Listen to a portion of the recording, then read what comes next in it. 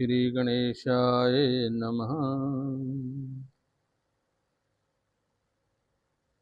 वक्रतुंड महाकाय सूर्यकोटि संप्रभ निर्विघ्नं मे कुरु देव सर्वकार्येषु सर्वदा। नारायणं नमस्कृत्य नरं चैव नरोत्तमं देवीं सरस्वतीं व्यासं ततो जयमुदीरयेत्। कृष्णाय वासुदेवाय देवकी नंदनाय च नंदगोपकुमाराय गोविंदाय नमो नमः। गोविंदाय नमो नमः।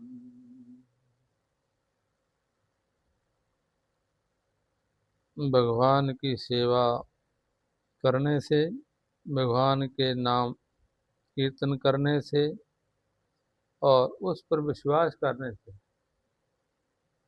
जैसे जैसे ही इंसान उनकी तरफ जाता है, वैसे वैसे ही भगवान उस पर कृपा दृष्टि करते रहते हैं और अपने समीप में, अपने पास में रखते हैं।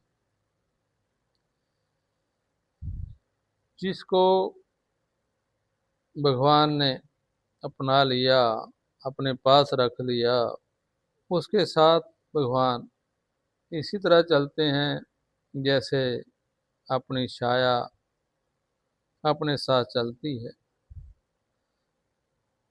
बहुत से ऐसे भक्त हुए जिन्होंने भगवान को अपने साथ ले जाकर जहां उन्होंने कहा मैं वैसा काम किया। ऐसे ही एक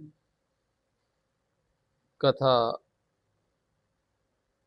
भक्तमाला में आती है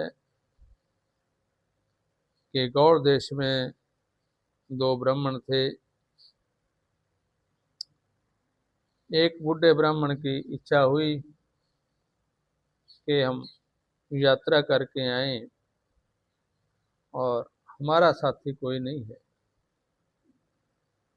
उस समय एक लड़का ये बात सुन रहा था कि इनका साथी कोई नहीं।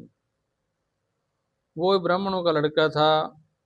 उसने बोला कि ब्राह्मण देव, आपकी इच्छा है यात्रा करने की तो मैं आपके साथ चलता हूँ। बूढ़े ब्राह्मण ने कहा कि हे बच्चा, मैं वृंदावन जाना चाहता हूँ और मैंने कभी वृंदावन यात्रा नहीं की, आप मुझे करवा लो। दोनों ने एक दूसरे की सहमति देकर तीर्थ यात्रा के लिए प्रस्थान किया। धीरे धीरे चलते रुकते वृंदावन में पहुंच गए। जब वृंदावन गोपाल जी के दर्शन किए, उसके बाद भगवान की ऐसी लीला हुई कि वो जो वृद्ध बूढ़े ब्राह्मण थे बीमार हो गए। उसके बीमार होने से उस नौजवान ब्राह्मण ने दिन रात करके उस बूढ़े ब्राह्मण की सेवा की। कुछ दिनों में ईश्वरी कृपा से वह ब्राह्मण आरोग्य हो गया, ठीक हो गया और अपने जो साथ गया था उसकी सेवा से इतना प्रसन्न हुआ कि उसने अपनी कन्या उसी ब्राह्मण को दान देने का संकल्प कर लिया वृंदावन में। और अपनी बात की जो गवाही थी सत्यता प्रकट करने के लिए उसने गोपाल जी को साक्षी किया। तो फिर जो जवान ब्राह्मण था उसने उसकी बात मंजूर कर ली। जब दोनों अपने घर पहुंचे तो तरुण ब्राह्मण, नौजवान ब्राह्मण ने बूढ़े ब्राह्मण से अपना वचन पूरा करने के लिए कहा, किंतु ब्राह्मण की स्त्री और पुत्र अपने कुलीन घराने के कारण अपनी कन्या उस सामान्य कुल के ब्राह्मण को देने को राजी नहीं हुए। तब हल्ला गल्ला होने लगा। 5 लोग पंचायत इकट्ठे हुए। सब हाल सुनकर उस जवान ब्राह्मण से, तरुण ब्राह्मण से इस बात की साक्षी मांगी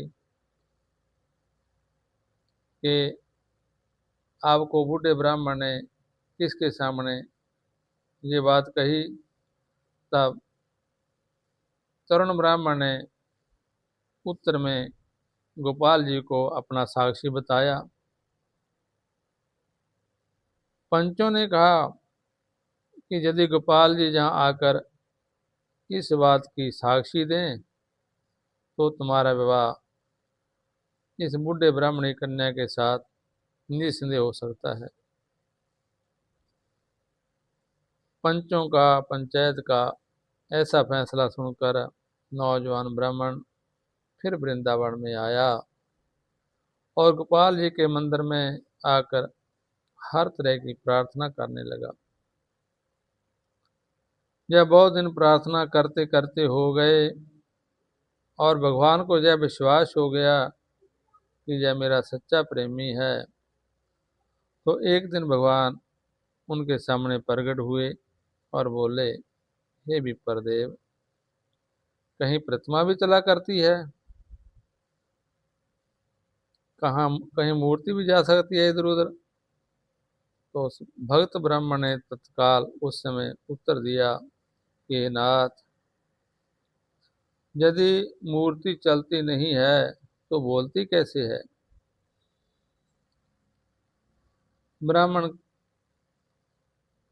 का ऐसा उत्तर सुनकर भगवान उसके साथ चलने को तैयार हो गए, किंतु उससे जय प्रतिज्ञा कराने लगे कि तू सीधा चली, यदि तूने कहीं भूल के पीछे देख लिया तो मैं वहीं रुक जाऊंगा। ब्राह्मण ने कहा कि हे महाराज, चोर और भगोड़े की बात का क्या विश्वास है, जो गोपियों का माखन चुरा चुरा कर भाग जाते थे, फिर पकड़ाई में नहीं आते थे। इसलिए मैं ऐसी भूल नहीं करूंगा और आपके साथ साथ चलूंगा। भगवान ऐसी बात सुनकर हंसे और बोले कि मेरे पैरों में पैजेब और नुप्पर के शब्द से तुमको मेरे पीछे पीछे आने का प्रमाण मिलता रहेगा। ब्राह्मण ने कहा, ठीक है, और बात सभी कार कर ली दोनों ने और दोनों चल दिए। चलते चलते जब अपने गांव के समीप पहुंचे तो ब्राह्मण को भगवान के उस सुंदर स्वरूप के दर्शन करने की इच्छा प्रबल हो गई।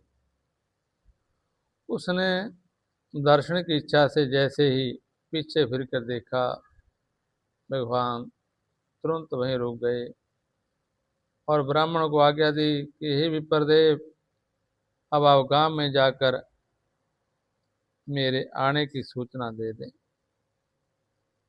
गोपाल जी की आज्ञा अनुसार ब्राह्मण गांव में जाकर सरपंचों को बुला लाया और कहा कि जय गोपाल जी मेरे साक्षी हैं। सब लोग यह देखकर चकित रह गए और उस वृद्ध ब्राह्मण की कन्या तुरंत उसको ब्याह दी। सब लोगों की भगवान में अत्यंत श्रद्धा भक्ति हो गई। उसको इस बात की बड़ी खुशी हुई कि गोपाल जी वृंदावन से जहाँ हमारे आ गए हैं। अभी भी वह गोपाल जी अभी तक जगन्नाथ राय जी से 3 कोस के अंतर गुड़भान नाम ग्राम में विराजमान है। और उसी दिन से उनको साखी गोपाल के नाम से पुकारा जाता है। तो जगन्नाथ जी के दर्शन करने को लोग जाते हैं, वह भी लोग साक्षी गोपाल के दर्शन करते हैं। इसी तरह भगवान बहुत तरह की लीलाएं करते हैं और अपने भक्तों के बस में होकर अपने अपनी और कैसे कैसे उनके साथ चलते हैं, साया की तरह रहते हैं। इसलिए भगवान का भजन करना चाहिए, उनका कीर्तन सिमरन करना चाहिए और उनके नाम के गुणों का गान करना चाहिए।